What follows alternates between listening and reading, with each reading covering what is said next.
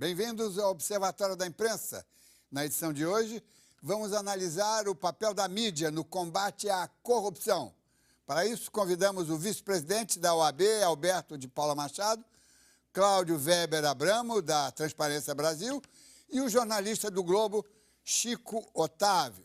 Você pode participar fazendo a sua pergunta pelo telefone, no número que aparece aí na tela, ou pelo computador, através do Twitter e de nosso chat no site da TV Brasil.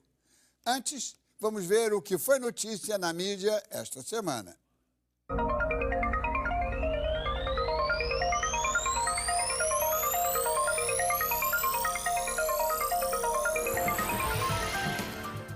Nossa mídia faz qualquer negócio para tirar partido das celebridades. Valoriza suas doenças, promete curas milagrosas e oferece falsas esperanças. O pior é que isto é feito com o consentimento destas tais celebridades do segundo escalão. Todas as crenças são legítimas, mas converter o espiritismo em terapia para a cura do câncer beira a irresponsabilidade. Veja, tem anúncios dirigidos para a classe A, mas o seu conteúdo parece dirigido para a classe C. Isso é que é avanço social. As fotos da atriz Scarlett Johansson estão circulando na internet com a velocidade da luz e provando que os grandes beneficiários da tecnologia são o narcisismo e o hedonismo. A loura preferida por Woody Allen posou nua para o seu próprio celular e só agora descobriu que os hackers devassaram os seus arquivos e distribuíram o fabuloso material pelo mundo afora. A grande pergunta ainda não foi respondida. A quem queria Scarlett conquistar? A si mesma ou aos hackers?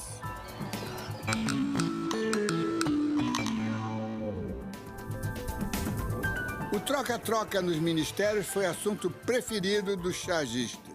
O espetáculo em Brasília continua sendo a faxina da presidente Dilma Rousseff. O problema, segundo os chargistas, pode estar na pessoa que indica os candidatos. E nem mesmo o sugestivo nome do novo ministro do Turismo escapou da gozação. Na coluna de Maurício Menezes, o caso de um jornalista que tropeçou na língua portuguesa e deu uma grande mancada. De olho na gafe.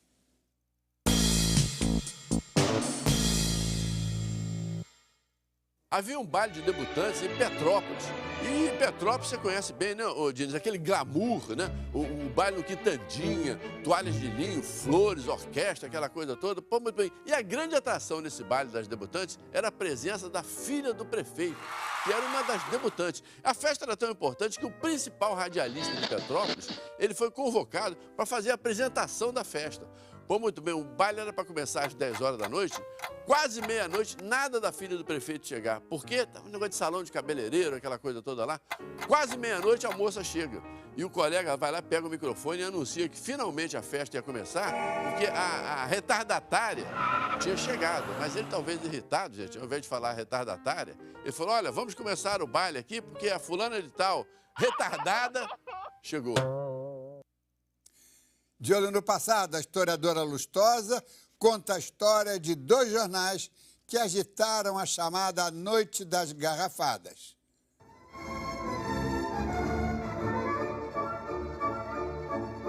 De acordo com a historiadora Gleides Sabina, a Noite das Garrafadas foi, na verdade, uma sucessão de conflitos que se estendeu do dia 11 ao dia 16 de março de 1831. O centro da cidade, a chamada Cidadela Portuguesa, era ocupado principalmente por portugueses e suas casas de comércio. O que provocou a Noite das Garrafadas foi a intenção dos portugueses de promover grandes festejos em torno de Dom Pedro I, que regressava de longa viagem a Minas. Estavam previstos bandas de música, fogos de artifício, fogueiras, luminárias. Mas os brasileiros, liderados pelo Tribuno e pelo Repúblico, reuniram-se no Rossio, atual Largo de São Francisco, para organizar a reação. Queriam aclamar o imperador, sim, mas enquanto constitucional. Foi aí que começou a baderna. Os portugueses atiravam garrafas, vidros quebrados, litros de água raiz contra os brasileiros e gritavam: mata, mata, cabra, morra, morra o repúblico e o tribuno. Mas quem eram o repúblico e o tribuno que tanto ódio provocavam nos portugueses? O redator do Repúblico era Antônio Borges da Fonseca, paraibano, que viera para o Rio de Janeiro em outubro de 1830, quando começaram a publicar o Repúblico. Não se dizia republicano, dizia que era repúblico porque defendia o bem público, mas atacava de forma sutil o imperador. O Tribuno do Povo era redigido por Francisco das Chagas de Oliveira França e era ainda mais radical. Os arcos, os versos, os elogios, os vivas e todas as mais ridicularias semelhantes de nada valem, principalmente quando seus autores são homens de pouca representação. Atacava diretamente a Dom Pedro, dizia que os males do Brasil tinham começado com a chegada de Dom João VI e pregava a federação. O Tribuno e o Repúblico foram os jornais que agitaram o lado brasileiro durante a famosa Noite das Garrafadas. Por casualidade, sem qualquer investigação, foi flagrada a gênese da corrupção brasileira. A persistência e a virulência da imoralidade em nosso país relacionam-se diretamente com a leniência do Judiciário. E isso ficou evidente na última semana, quando o Superior Tribunal de Justiça anulou as provas coletadas pela Polícia Federal contra o clã Sarney durante a Operação Boi Barrica.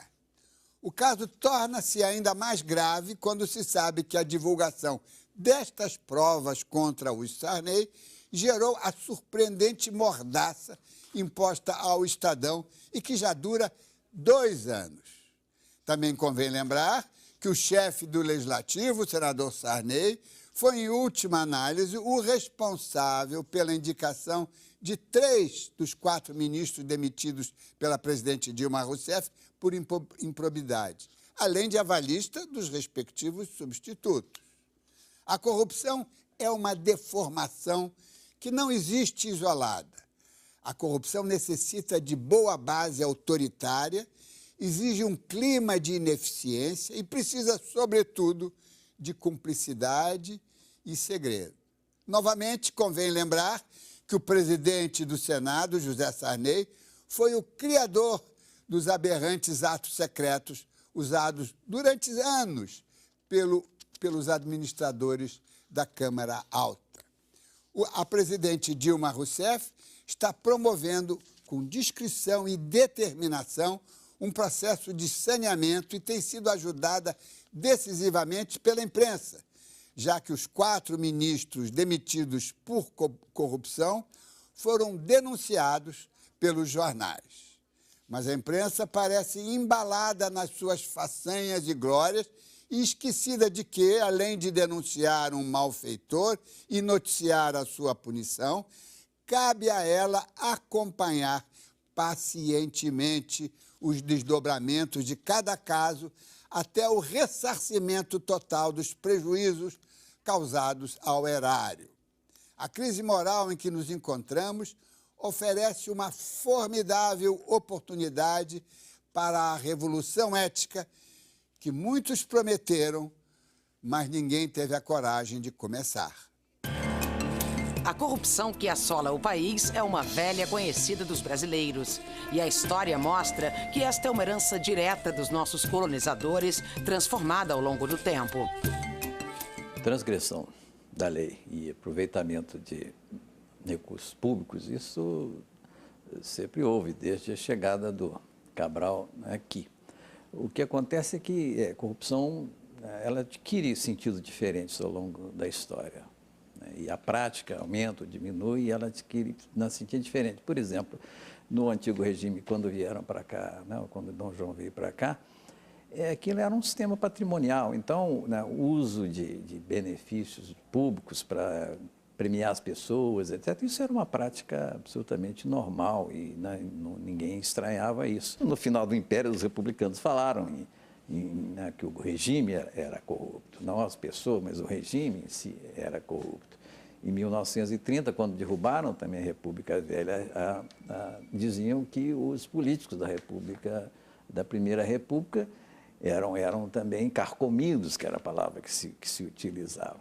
Então, essas práticas existiam, agora eram vistas de maneira diferente, mas a palavra, eu creio que passou a ser mais usada na década de 50, no segundo governo de Getúlio Vargas, que aí, sobretudo, esse partido da época, o UDN, passou a utilizar muito esse argumento da corrupção e aí fez uma mudança de aplicá-lo a pessoas e não, digamos, ao sistema como um todo. Já na carta que Pero Vaz de Caminha encaminhou ao rei, anunciando a descoberta do Brasil, ele pedia um favor para o seu irmão. O seu irmão tinha cometido irregularidades em Portugal e tinha sido remetido para a colônia, para São Tomé. Então ele pedia a volta do seu irmão para Portugal. E de lá para cá são inúmeros fatos que vão se sucedendo e que vão fazendo com que o brasileiro perca até a confiança de que a corrupção poderá ser, não digo eliminada, mas ao menos debelada em padrões mais aceitáveis. Não é? A ideia de que nós somos portadores de uma cultura corrupta tende a naturalizar o fenômeno da corrupção. É importante a gente deixar essa ideia de lado. É importante que a discussão a respeito da corrupção no Brasil passe a ver a corrupção como o resultado, né, de condições institucionais que favorecem mais ou menos a implementação de práticas corruptas e corruptoras. Só este ano, vários escândalos já derrubaram ministros e consumiram bilhões de reais dos cofres públicos. Foi assim nos transportes e na agricultura. O caso mais recente envolveu o ministro Pedro Novaes do Turismo, que pagava a empregada e o motorista particular com verbas do governo. Até despesas em um motel foram pagas com dinheiro do erário.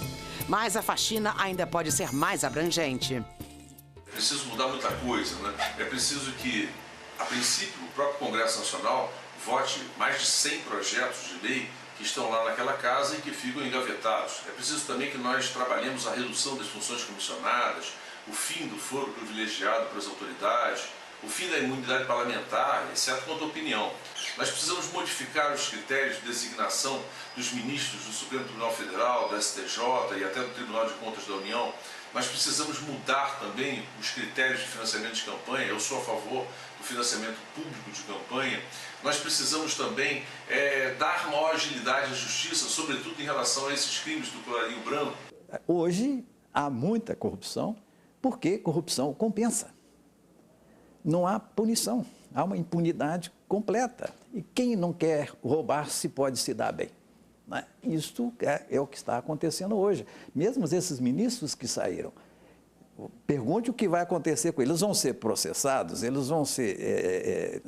vai haver investigação criminal, vão ser processados e vão ser condenados? Eu aposto qualquer coisa para dizer que não. Diante de tantas irregularidades, a sociedade organizada tem utilizado todas as ferramentas, inclusive as redes sociais, para mobilizar a população em protestos contra a corrupção. A imprensa, mais uma vez, foi convocada a cumprir o seu papel, mas, para os críticos, ela ainda pode contribuir muito mais. Falta aí ela dar um passo adiante. Por exemplo, propondo, para além das denúncias, debates mais sistemáticos em torno da questão da corrupção. E aí se perguntar realmente sobre as causas da corrupção, né, cobrar mais. A imprensa, aí os jornais, em particular também as revistas de opinião, tem um papel importante de ajudar a formar essa opinião pública, que é uma opinião, sim, que vai ter, né, vai reagir em relação a estas práticas, né, indevidas, e com isso também, né, políticos são espertos, né, na medida em que perceberem que também está sendo condenado por essa opinião, eles vão também ter mais cuidado no seu comportamento. Parece não haver no Brasil isso que se chama de opinião pública, né, porque ela não reage, a não ser virtualmente, com e-mails, cartas aos jornais, eventualmente aos políticos, etc. E sem essa reação, sem que haja a indignação fervendo na rua, você não consegue resolver esse problema, porque o mundo político parece não ter noção do que é o interesse público, do que é o poder público, e confunde sempre o erário público com o seu próprio bolso. Você pode continuar roubando, enquanto, digamos, a opinião popular, que é desse muito maior do que a opinião pública, continuar votando neles. Vários mensaleiros foram reeleitos. Hoje em dia, o mais comum é que o eleitor vota, elege o seu deputado federal, seu senador, seu deputado estadual, e 5 minutos depois não tem mais a menor lembrança de quem ele votou. Se não lembra nem em quem votou, como é que vai cobrar? Para participar desta edição do Observatório da Imprensa, estão aqui no estúdio da TV Brasil, aqui no Rio de Janeiro, ao meu lado, o vice-presidente nacional da Ordem dos Advogados do Brasil, Alberto de Paula Machado, e o repórter especial do Globo, Chico Otávio. Infelizmente, o diretor executivo da Transparência Brasil, Cláudio Weber Abramo, a última hora foi obrigado a cancelar a sua participação aqui no programa. Então, vamos começar com um dado novo, né, recente, mais quente, que agora, há poucas horas, aqui no Rio de Janeiro, não muito longe aqui dos estúdios da TV Brasil, tivemos a manifestação, a segunda manifestação contra a corrupção, aqui nas escadarias do Teatro Municipal, em frente à Câmara dos Vereadores. Infelizmente, tivemos entre 2.000 e 2.500 participantes, que não foi muito, não é? O ato mereceria mais participação e também, por outro lado, há um dado que a gente não pode esquecer, que os jornais hoje, não é, doutor Alberto de Paula Machado, os jornais hoje deram uma pequena chamada, que não houve convocação. A partir do momento em que não há uma convocação da mídia, a sociedade também fica acomodada, porque ninguém quer sair, quebrar suas rotinas. Como é que é essa equação mídia, participação e combate à corrupção? Boa noite, Dines. Bem, eu acho que nós não devemos desanimar por conta de que uma manifestação não teve a participação popular tão grande. Em outros episódios da nossa história, nós tivemos também essa mobilização popular atuando num crescente. Ela começa muitas vezes pequena e vai se incorporando, vai se encorpando e agregando outras pessoas. O que é fundamental? Que permaneça a indignação da população. Que tenhamos, Dines, bandeiras claras. Quando a população se mobilizou para o direta já, ela tinha uma bandeira clara. O foco era a eleição direta. Quando ela se mobilizou para tirar o presidente Collor, também a bandeira era clara. Então, a questão da corrupção é uma bandeira geral, uma bandeira importante, mas talvez um segundo passo seja identificar aquilo que realmente é prioritário nessa grande campanha nacional. Chico Otávio, a mídia está envolvida com esse assunto, porque no caso atual, não é a mídia que denunciou, e denunciou de uma forma, eu chamaria, bastante moderna, não é? Uma forma cirúrgica, né? Sem grandes adjetivações, deu os nomes dos ministros, deu os episódios, não extrapolou, tudo que foi publicado era comprovável. Quer dizer, a mídia está aprendendo a denunciar também para evitar que depois as suas denúncias sejam anuladas ou sejam invalidadas aí no judiciário. Mas, na realidade, esse é o negócio da mídia, é funcionar, é um negócio previsto na Constituição, é o quarto poder, tem que ter liberdade, ele está, digamos, trabalhando com os outros poderes, é um poder informal trabalhando com os poderes formais, não é? Mas, quer dizer, se a imprensa não se mexe, se a imprensa não investe nisso, o assunto morre, não é? Porque o governo não vai ser o próprio denunciante de si próprio, né? Como é que você vê isso? Dines, eu quero falar um pouco da minha experiência de repórter, né? Isso. Muitas vezes a imprensa mostra o problema, né? Faz uma denúncia até às vezes pesada, outras vezes um pouco mais leve, suave e tal. O problema é que o tempo da imprensa é diferente do tempo do judiciário e a gente muitas vezes tem que ficar esperando as coisas acontecerem, né? E os prazos são dilatados. E muitas vezes eu até já tive alguns embates com os meus editores porque eu queria continuar e tal.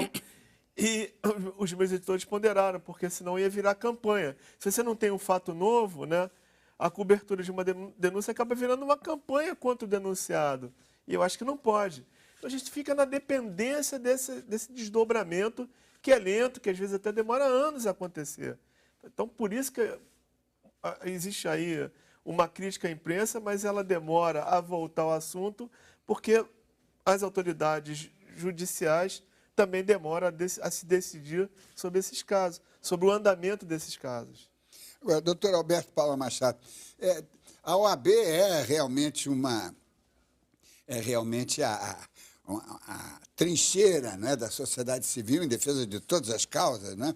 E nesse caso, sobretudo. Mas não estão fazendo outras trincheiras, porque não que a OAB não tenha cumprido esse papel, e cumpre já há décadas brilhantemente, mas será que não poderíamos criar outros mecanismos de pressão? Não é? Não sei quais. Bem, Diniz, o papel da imprensa é fundamental quando denuncia e quando repercute a mobilização popular. Eu acho que esse é um papel que a imprensa jamais pode abrir mão, sob pena de sucumbir à própria sociedade. E não tem rivais nisso. Não tem rivais nisso. E o Chico disse bem a questão de que o tempo da imprensa não é o mesmo tempo da justiça e nunca será. A justiça ela tem aspectos formais, demora mais para se pronunciar sobre um processo, enquanto a imprensa quer a notícia e o desenvolvimento rapidamente.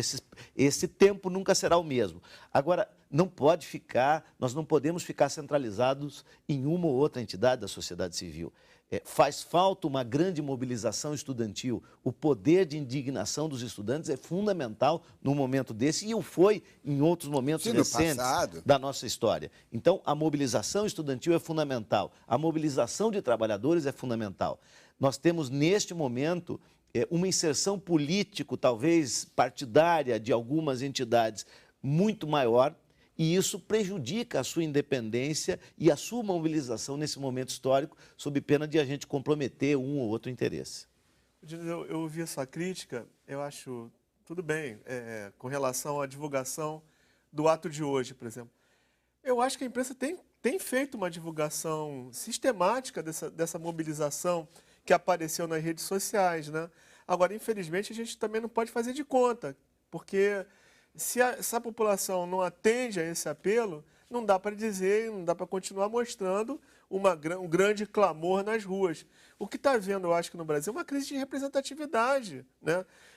Existem hoje poucos estímulos, a população não se vê tão estimulada assim a ir para as ruas gritar, bater panela e tal, como acontece em outros países, até aqui da América Latina. Agora, só para encaminhar o assunto para o segundo bloco, mas é que a nossa representação política, ela própria está comprometida, porque ela está no banco dos réus. Isso é verdade. E esse é um outro aspecto que eu acho que merece até um comentário. E é isso que nós vamos tratar no próximo bloco. Voltamos já.